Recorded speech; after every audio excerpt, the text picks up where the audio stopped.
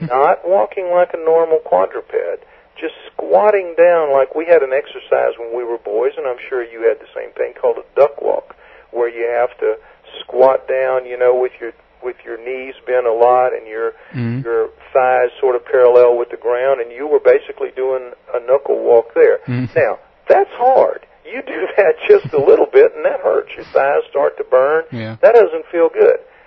I would think if I was a knuckle-dragging ape, I would look around and I'd say, wait a minute, Martha, what if I stand up here just a little bit? I think it'd feel a lot better, and you know, I bet you they did. So I think that those Miocene apes that are called the long-armed apes, the short-armed apes, I think they walked upright. I think they just looked at their physiology and said, wait a minute, I'll feel better walking upright than I would squatted down, dragging my hands along the ground like I'm supposed to. Science says I was walking. Yeah. So now we have a whole body of creatures right there in the fossil record, in history, the Miocene short-armed apes that qualify, in my opinion, as perfect precursors for today's upright walking hominoids seen around the world on a very regular basis. If you accept all that I'm saying, it makes perfect sense. It makes perfect sense. And so, but it also, if you accept that, it makes perfect sense that we have both living quadrupedal apes, the 4 kinds, or 6 if you want to parse chimps and gorillas, that we have, and then you have the upright walking hominoids around the world. That covers the base of fossilized primates and living primates that we have in the world today. So where does that leave humans? It leaves us off the flowchart of natural life on Earth. And when science takes a look at that, what's the only thing they can do? They have to put that aside, and they can't talk about it openly. They know it, I know it, and now you know it. And everybody listening to this show now knows it. But you can't get them to talk about it openly, and you can't get them to admit it, because it says, it screams, it doesn't just say, it just screams, humans did not evolve on Earth. We don't have a place here in the natural flow of life on Earth, and science is not allowed to make a statement like that. Why do you think? So they can't. Why do you think that this is so, dangerous, as it were, for them? Why do I think that? I mean, the resistance is so... Because as soon as you make that allowance that humans didn't evolve here, are not a natural part of planet Earth, where did we come from? And then that means you have to open up the question of alien and UFO reality, which is something that science doesn't want to deal with, government obviously doesn't want to deal with, and religion doesn't want to deal with. Nobody in power, nobody at the top of the power pyramids of this planet right now in this time wants to deal with that issue. Now, they have to deal with it on a daily basis. I mean, people see hominoids every day, people see UFOs every day, people are abducted by aliens every day, and so those stories are out there. But because of the combined power of that triumvirate of government and religion and science, because of their combined weight, their throw weight when they put it against something they don't like or they don't want, they control the media. They control all the sources of output of information except the Internet. And so here we are, you and I, talking about this hidden information. Again, not forbidden, just hidden, bringing it out to whatever size audience you have. And when enough people do enough of this work that I'm doing now, that you're doing now, there will come a tipping point where enough of us will know the truth to force the issue. Something will happen. A hominoid will be killed and put in front of the world in a way that it can't be denied. You know, there was one killed back in 67, 68, the Minnesota Iceman, and went on display here in the States. And I was lucky enough to see it when I was a young man. No question that was a hominoid that had been killed. The wrong man killed it Fred Hansen was just the wrong man. He was a sideshow carnival type hustler guy, and all he saw was dollar signs. He wanted to make money off of it, and that's what he did. But if it had been the right kind of person who would have turned it over to science in a way that science couldn't hide it, then hominoid reality would have been with us since 1967. Ironically, the same year that the Patterson film, the famous Roger Patterson film, of the hominoid walking along the riverbank, those two events happened incredibly the same year. But it didn't go right. But one day it will. One day it will, and we'll have the proof, and it'll be undeniable. Just like we think the Star Child skull is going to bring proof to the world that UFO and aliens are real, and in a way that's just undeniable. So it's coming. It will all come, and reality as we know it and understand it at this moment, as you and I talk, will change, and it will change wholesale and change forever, and everyone will just adapt to that new reality and continue on with their lives. Yeah, and the sooner the better, if you ask me.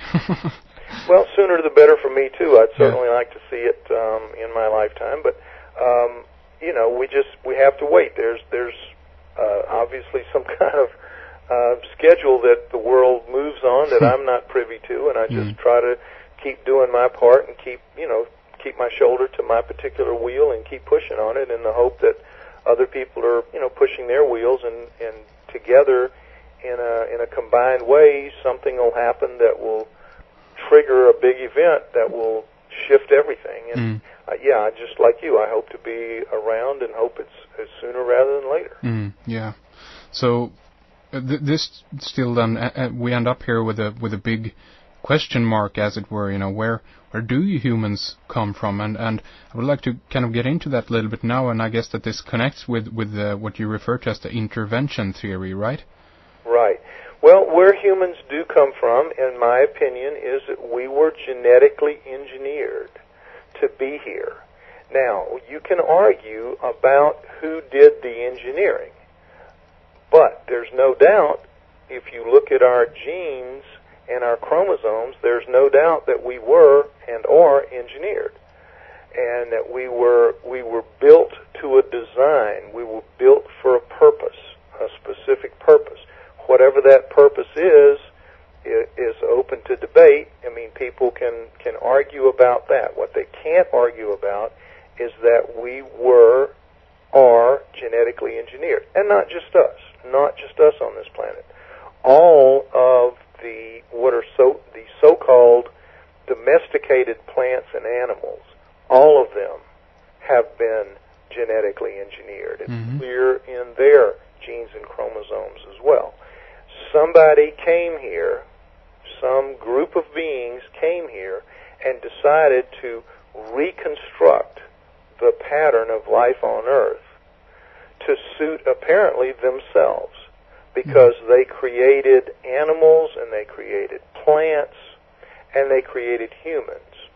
Now, for lack of a better option at this time, I go with the theory most promulgated by Zecharia Sitchin, that it was a group of aliens called the Anunnaki that live on a planet called Nibiru that's in our solar system.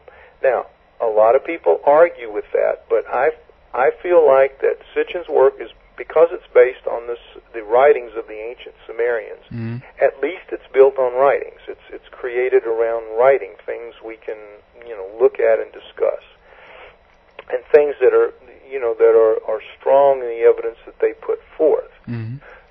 Again, it could all that whole thing about that Sitchin puts forth about the Anunnaki could all be wrong. But what can't be wrong is that human beings and domesticated plants and animals are genetically engineered. Now, let's talk about some of the evidence for that. And it starts right away with chromosomes. All right, now, we supposedly evolve, according to science, we evolve from primates, just basic higher primates, from chimps. We're told that we share a common ancestor, a common genetic ancestor with chimps. Mm-hmm. Now, why? Well, because our DNA, our chromosomal package in our DNA, is only about 3% total different from a chimp. So that's an awful lot of congruence in our DNA package. Mm-hmm.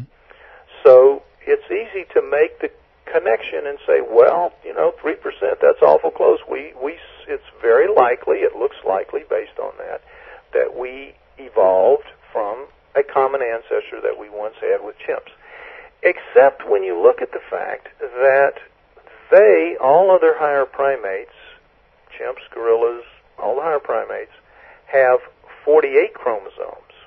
Mm-hmm. Now, 48 chromosomes in your chromosomal package means that 24 comes from your mother and 24 comes from your father. When you are conceived, mm-hmm. the two of them come together to create you, and you take some from mom, some from dad, and you create your own package that you're going to pass on to your offspring, in which you will deposit 24 and your mate will deposit her 24 or his 24, and you go from there. Mm-hmm. But the whole package from your mother and your father is in you. All 48 chromosomes are in you, in all your cells. Mm-hmm. There it sits. Right. Well, with human beings, that's different, and it's substantially different. We have 46. 46. Mm-hmm. 23 from mom, 23 from dad. Well, you have to ask yourself, what happened to two whole chromosomes? Mm-hmm. Because we're talking about, in a human genome and in a primate genome, we're talking about 3 billion, with a B, 3 billion base pairs, which are the fundamental units, and about, with humans, about 25 or so thousand genes. Mm-hmm. They're still trying to get an exact number. But let's just call it 25,000 as a round number. So you got 3 billion base pairs arranged in about 25,000 genes, collected into 46 chromosomes. Mm-hmm. All right? Now, with that in mind, how do you lose two whole chromosomes? Mm-hmm. That's an awful lot of genetic material. Mm-hmm. How can you lose that and still be a primate, much less be an advanced, highly superior, much more intelligent primate? How you would think, if we're so much better than chimps, you would think that we would have 50 chromosomes. They have 48. We'd have 50 minimum, 52, 54, 56 minimum to give us all the extra firepower that we've been given relative to them. But no. We lost two. And still came out with the way we are. Yeah. And we still came out with 3% difference from them. How can that be? Two chromosomes is a lot more than 3% difference, is it not? Yeah. It is. It's a lot more. So, what happened? How does science explain this? They don't. They don't say anything about it. They just let it fly under the radar because most people don't have enough awareness or understanding to even ask the question, what happened? How could this be? Yeah. Well, the answer is simple. Again, hidden, but very simple.